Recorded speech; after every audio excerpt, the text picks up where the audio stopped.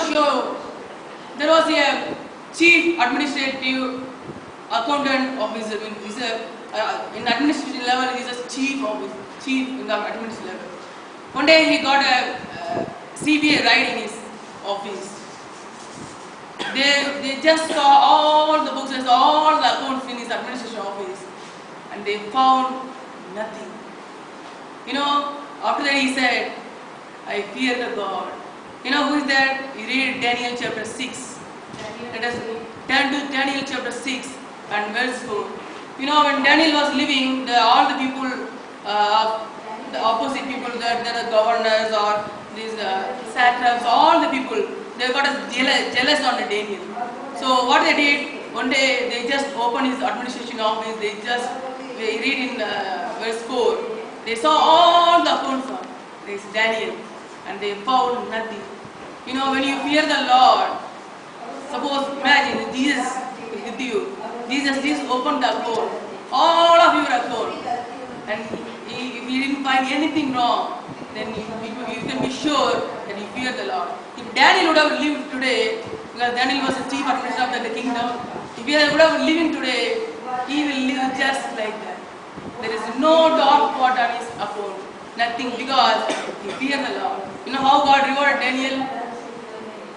If a man is to fear the God in such a way, if you put that man in the lion's den, it is no wonder God will shut the mouth of lion.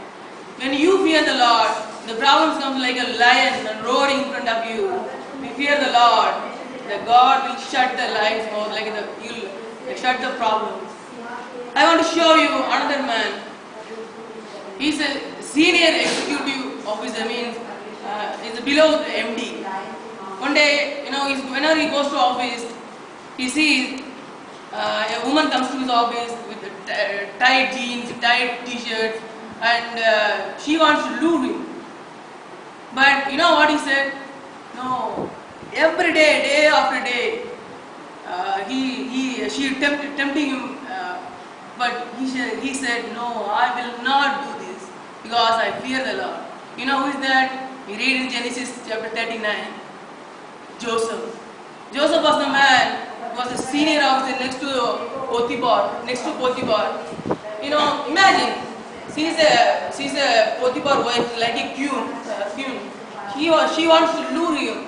How she would have? The Bible says in Genesis 39, day after day she tried. Day after day, how she would have done? So suppose a woman wants to lure a boy or a man, how she would have dressed? She would have dressed in such a way that she want to lure Joseph. But no, he's a man of. He said, how can I do against the Lord? Because he fears God. How he rewarded? He's God. After some years, God set him in the top of that Potiphar palace. Means the top senior officer. And I want to show another person in the Bible. That is, he's the man. He has some business dealings, but one day in business dealings, there's some money has to come for him. But he saw that people are very, very poor. They are really poor. And he said, no, let the money them go. Let me lose that money.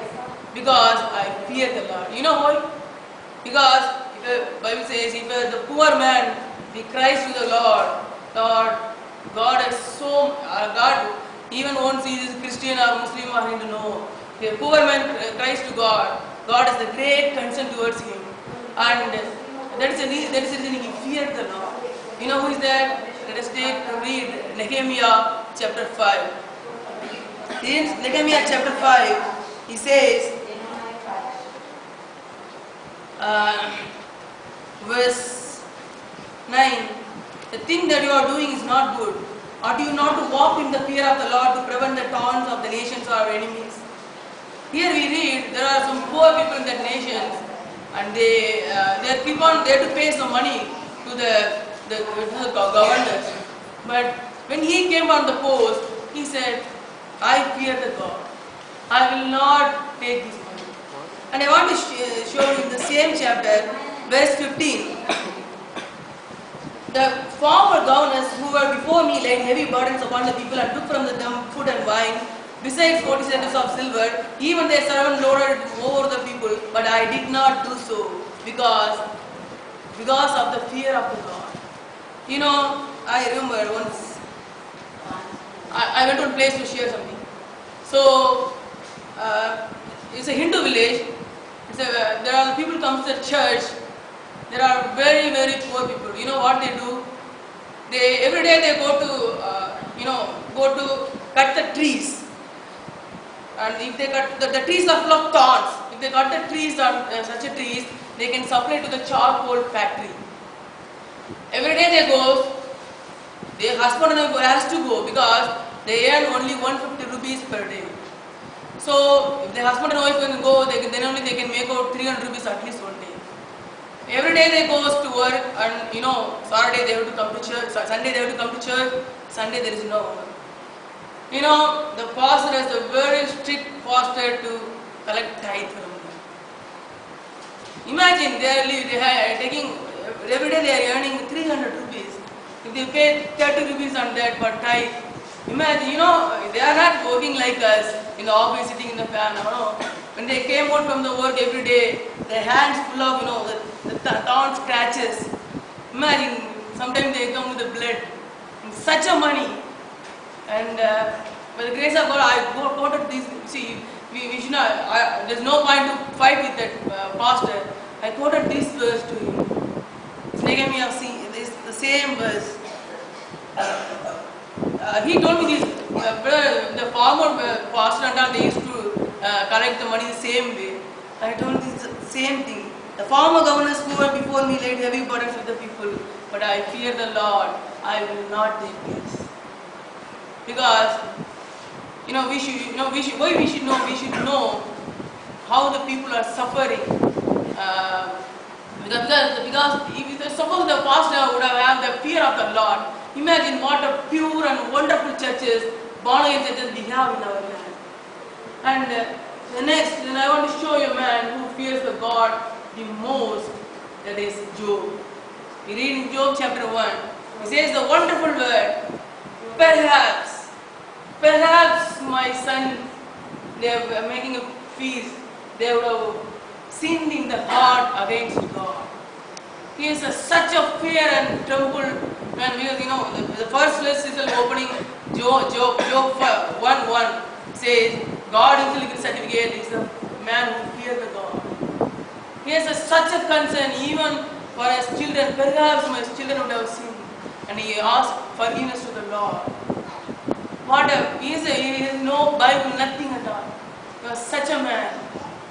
How God rewarded, we knew in Job chapter 42, God blessed him double in all things. And I want to show you from the New Testament. The New Testament, when we come to Luke chapter 23, verse 40. Here there is a man who is hanging in the cross. He says to another thief, he says, Luke chapter 23, verse 40. Are you not fear the Lord even these circumstances? Imagine he is hanging in the cross, both of them, and he says to one man, are you fear the Lord God even these circumstances? You know how God rewarded him? Today he is in paradise. There is no doubt at all. Nobody has a doubt. Where is he? Today he is in paradise. And I would like to show you another man. He is not a Christian. He is some other religion. His name is Cornelius.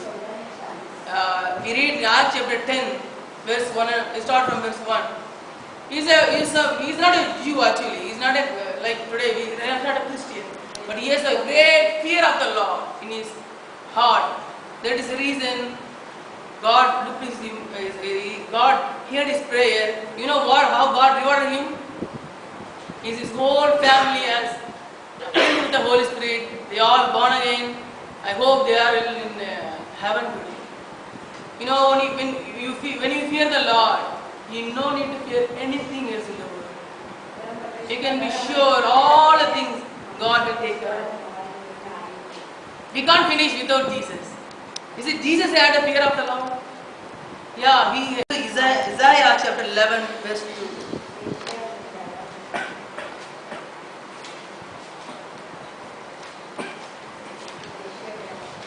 Isaiah chapter 11 verse 2. Here, speaking about Jesus. Verse 2, chapter 11 verse 2. And the Spirit of the Lord shall rest upon you. The Spirit of the wisdom and understanding, the Spirit of the counsel and might, the Spirit of knowledge and the fear of the Lord. And his delight shall be in the fear of the Lord. Jesus was a delight. He was so happy to fear the Lord. Imagine, Jesus had the fear of the Lord. He has a tremendous fear and he was so delighted to fear the Lord. And I will have to show a man who wrote about fear of the Lord 15 times in his book. That is Solomon. You know, we are hearing many things about fear of the Lord. Even we hear and we can forget and we can go. Solomon is the classic example for that. Unless you are not a sincere or you are sincerely seeking to fear the Lord. Because the man who wrote 15 times in Proverbs, fear the Lord, fear the Lord, fear the Lord, has never feared the Lord. Means, he read in his later life, he never feared the Lord. This is a great warning for us. When we hear, we are not serious on that, we are not gripped on that to fear the Lord. And no wonder, all of you know where Solomon, we read, there is nowhere in the scripture it says Solomon got forgiveness or he confessed his sin. I don't know where to see, but it's a classic example for us. Maybe we knew about lot of things about fear of the Lord and end up with zero in that area. And I will have to say something from my life. See, I grew up in the village.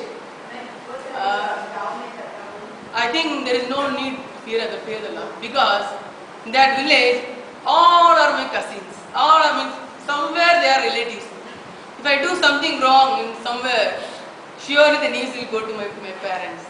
Suppose imagine, if you want to imagine, suppose you are living in Bandra, so all of the people who is staying in Bandra is your relative.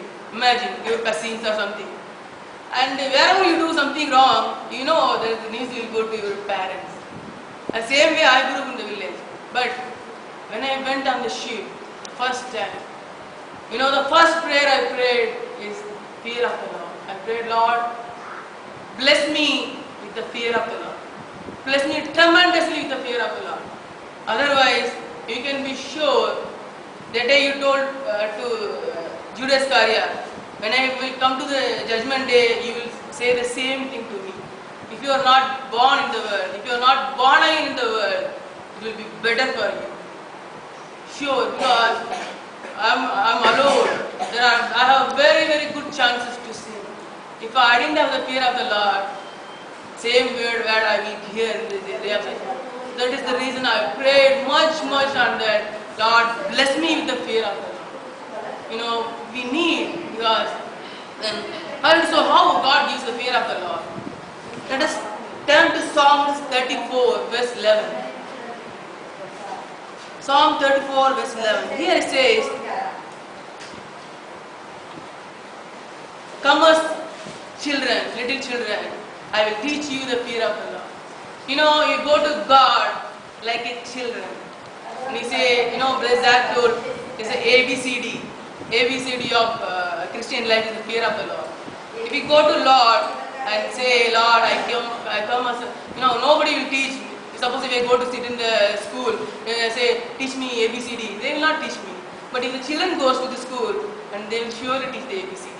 Same way in your heart, if you go to the God, Lord, I am zero on the fear of the Lord. Teach me ABCD. And surely God will. That is, it says, Psalm 34 verse 1. Psalm 34 verse 1. Verse 11 says, come as little children, I will teach you the fear of the Lord. And I would like to show you from the another thing, Proverbs 14 verse 27. Proverbs 14 verse 27.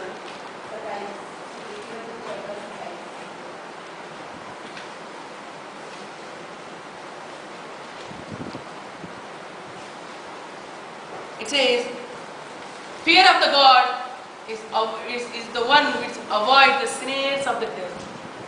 And opposite, read in Psalm, same Proverbs Chapter 29, verse 25. Chapter 29, verse 25. The fear of the man is snares of death. Brings the snares of death. It's exactly opposite. You know, when you need fear of the Lord, I tell you, when you have very good chance to sin. Imagine, suppose, if anybody wants to see pornography here, there is a computer system is here, but there is no chance. Because, we know there is no chance. But when you are in room, when you are alone, that it shows you fear the Lord or not. It's a classic example when you are alone. Now you have everything, that shows you have fear of the Lord. We remember Jesus himself, he had a great fear of the Lord. And we remember Solomon, he knew everything about the fear of the Lord, who wrote 15 times in the scripture. And there is no fear of the Lord. This is not giving a great fear in our heart.